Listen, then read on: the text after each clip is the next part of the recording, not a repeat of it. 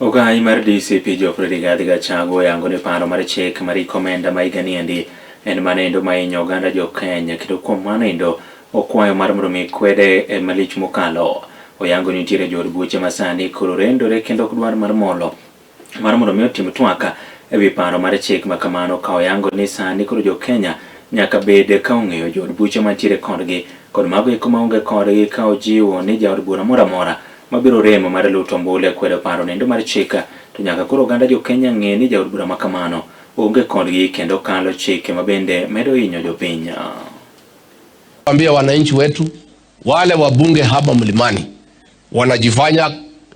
sungura mjanja, ati wanajifanya wataki kwenda huko wasionekane. Wewe kama uko na raia ukuwe bunge leo upinge finance bill 2026, and there is no neutrality. Pahali tumefika sasa, it is William Ruto versus the people, and you cannot be in the middle. And pretending to be the middle is being